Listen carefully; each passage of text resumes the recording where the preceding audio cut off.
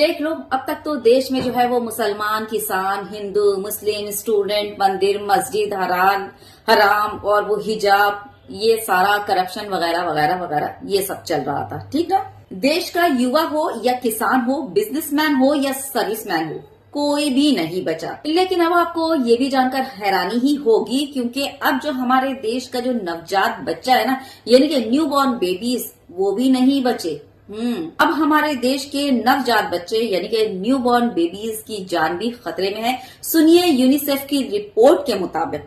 मोदी ने इस देश के 16 लाख बच्चों के स्वास्थ्य के साथ खिलवाड़ किया है। यूनिसेफ यानी United Nations International Children's Emergency Fund की एक रिपोर्ट ने सबको हैरान कर दिया है। ये रिपोर्ट बताती है कि मोदी आपके बच्चों की जान को खतरे में डाल रहे हैं। भारत में हर साल करीब 2.5 करोड़ बच्चे पैदा होते हैं और हर बच्चे को जन्म से 1 साल तक का होने के बीच करीब 9 से 10 तरह के टीके लगते हैं, जिनमें पोलियो, डिप्थीरिया, टिटनेस, चेचक और हेपेटाइटिस जैसे अनेक टीके शामिल हैं। अब आपको जानकर हैरानी होगी कि मोदी सरकार ने साल 2023 में हमारे देश के 16 लाख बच्चों को किसी भी प्रकार का कोई टीका ही नहीं लगाया है। अब आप खुद सोचिए, 16 लाख बच्चों को कोई टीका ना लगने से आने वाले कुछ सालों में मोदी सरकार की ये विफलता कितनी बड़ी महामारी का रूप लेगी। आपके बच्चों को जान भी गंवानी पड़ सकती है। यूनिसेफ की ये रिपोर्ट भारत के लिए भयावह है। एक नवजात बच्चे का टीकाकरण उतना ही जरूरी है जितना ही उसके पैदा होने पर सांस लेना और रोना शुरू करना।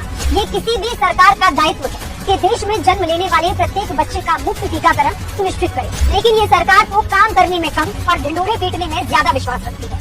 मोदी अब आपके नवजात के जीवन के साथ भी खिलवाड़ कर रहे हैं। अब अपाहिज रहेगा इंडिया, तभी तो सिर्फ सांस लेने को ही विकास समझेगा इंडिया। मैं कांग्रेस के यहाँ पर मैं जो बोलने वाली हूँ, ये बता दूं कि मैं कोई भी कांग्रेस समर्थक हूं नहीं, सपोर्टर हूं नहीं।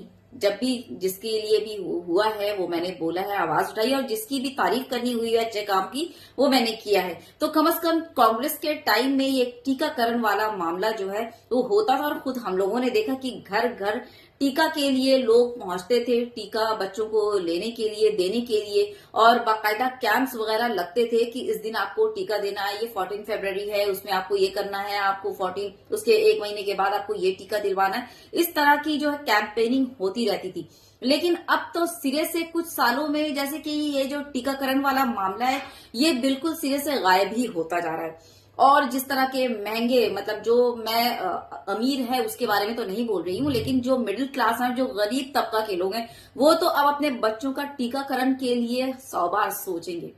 मिडिल क्लास और गरीब की तो छोड़ ही दीजिए, उनको तो ऐसे ही मार रखा है ना। मिडिल क्लास तक सोचेंगे अपने बच्चों का टीका के लिए, क्योंकि इतने महंगे इंजेक्शन, इतने महंगे टीके की क्या ही बोला जाए। तो ही मैंने कहा ना कि वो जो है अपाहिज रहेगा इंडिया, तभी तो सिर्फ सांस लेने को विकास समझेगा इंडिया।